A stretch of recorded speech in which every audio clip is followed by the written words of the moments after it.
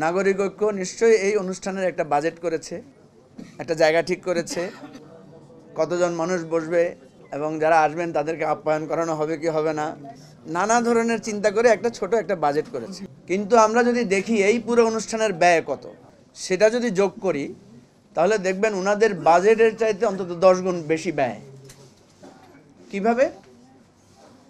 এই যে আমরা এখানে যতগুলো মানুষ আসলাম তার প্রায় 95% বা 98% মানুষই আমরা নিজের খরচে এসেছি।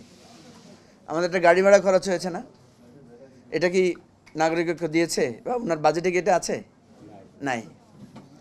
এই যে এতগুলো টেলিভিশন চ্যানেল, এতগুলো রিপোর্টার, ক্যামেরাম্যান এসেছেন, টোটালটা হিসাব করলে দেখা যাবে ওনাদের গাড়ি ভাড়া, ওনাদের বেতন, ওনাদের এডিটিং খরচ, আরও ব্যাপক বিষয়, এর ব্যয় অনেক বেশি। কিন্তু নাগরিক ঐক্য একটা ছোট বাজেটের অনুষ্ঠান করে অনেক বিরাট বাজেটের একটা কর্মসূচি বাস্তবায়ন করে ফেললো। কেন? কিভাবে? এভাবেই পারলো কারণ উনি এখানে অন্যদেরকে সম্পৃক্ত করেছেন, অন্যদেরকে উদ্বুদ্ধ করেছেন, অন্যদেরকে এখানে আসার জন্য একটা আকর্ষণ তৈরি করেছেন। ফলে আমরা সবাই আমাদের নিজের পকেটের টাকা খরচ করে ওনার প্রোগ্রাম বাস্তবায়নের জন্য আমরা এখানে উপস্থিত হয়েছি। এখানে আমরা আমাদের নিশ্চয়ই কারো না কারো কোনো স্বার্থ এখানে আমাদেরকে উদ্বুদ্ধ করেছে। তাহলে সরকারের উচিত হচ্ছে যখন সে একটা বাজেট দিবে, যেহেতু সরকারের পয়সা নাই, যেমন মান্না ভাই যদি আজকে অনেক বড় বাজেটের প্রোগ্রাম করতেন যে আমাদের সবাইকে আসার পরে একটা করে খাম দেওয়া হবে, আমরা যে টক শোতে যাই যেভাবে আমাদের একটা খাম ধরিয়ে দেয়, তারপরে এখানে অনুষ্ঠান শেষ করার পরে কাচ্চি বিরিয়ানি পরিবেশন করা হবে, যাওয়ার সময় একটা করে ব্যাগে কিছু গিফট দেওয়া হবে, সেই সম্ভাবনা এখন শেষ হয়ে যায়। সেই সম্ভাবনা সাইফুল ভাই বলছে এখনো সেই সম্ভাবনা আছে, একেবারেই নাই। এখন দেখেন এরকম একটা বাজেট করেও তো মান্না ভাই প্রোগ্রামটা করতে পারতেন। নিশ্চয়ই আমি জানি মান্না ভাই এই রাজনীতি করেন না এবং এই পলিসিতে বিশ্বাস করেন না বলে ওনার যদি কখনো সামর্থ্য হয় উনি এটা করবেন না। সাইফুল ভাই যেটা বলছেন সম্ভাবনা নাই, আসলে আমি মনে করি, কারণ এটা ভুল চিন্তা। আপনি মানুষকে সম্পৃক্ত করে একটা হ্যান্ডসাম বাজেট দিয়ে অনেক ভালো একটা সুন্দর প্রোগ্রাম বাস্তবায়ন করবেন, এটা হচ্ছে আপনার কৃতিত্ব। এই উপদেষ্টা পরিষদ যেহেতু অর্থনীতিবিদে সমৃদ্ধ, আমরা চেয়েছিলাম এরকম একটা চমক ওনারা আমাদেরকে দেখাতে পারেন কিনা। দুর্ভাগ্যবশত সেটা আমরা পাই নাই। ওনারা আমাদেরকে বলছেন এটা গতানুগতিক বাজেট, ওনারা আমাদেরকে বলছেন এটা আমরা কি করব, আমাদের আয়ের চাইতে ব্যয় অনেক বেশি। দেখেন আমাদের এখানে যে দুর্নীতি হয়, লক্ষ কোটি টাকার দুর্নীতি হয়, আমাদের এখান থেকে যে পাচার হয়, লক্ষ কোটি টাকা পাচার হয়। তিনটা জিনিস, আমি অর্থনীতিবিদ নই, কিন্তু আমরা সবাই তো একটা বাজেট দিয়ে সংসার চালাই, যার অফিস আছে সে অফিস চালাই। আমার ব্যবসা যখন লাটে ওঠে আমি কি করি, আমি আমার অফিসটাকে ছোট করে ফেলি, আমি কর্মচারী কমিয়ে ফেলি, আমি চা নাস্তার খরচ কমিয়ে ফেলি। এইভাবে আমরা বাজেটকে কাটছাট করি, অর্থাৎ আমার আয়ের সাথে ব্যয়ের একটা মিল রেখে আমি আমার বাজেটকে ঠিক করি। কিন্তু আমাদের দেশে অনবরত ঋণ নির্ভর, ঘাটতি নির্ভর বাজেট করেই যাচ্ছে শুধু জনপ্রিয়তার জন্য।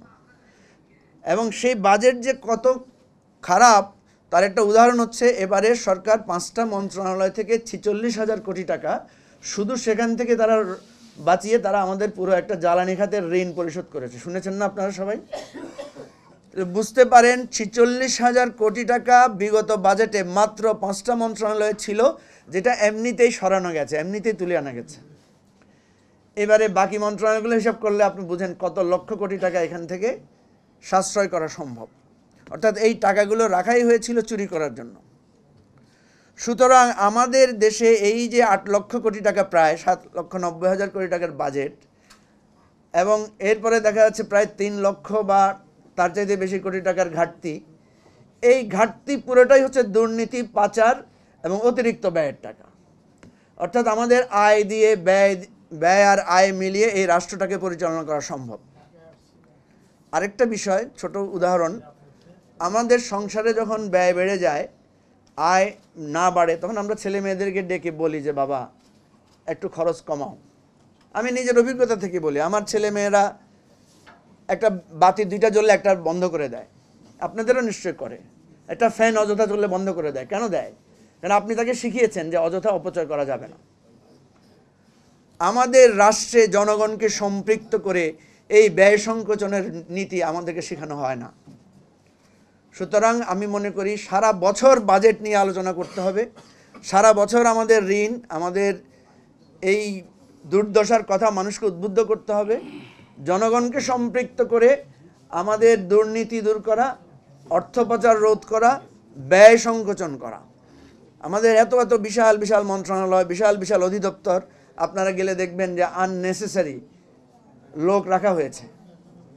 আমি ব্রিটিশদেরকে জিজ্ঞেস করেছিলাম যে তোমরা আমাদের দেশে এত আটদালি, মোসাহেব, বাবুর্চি, এত কিছু, এক একজন ডিসিএসপির বাসায় গেলে দেখবেন 15-20 জন কর্মচারী।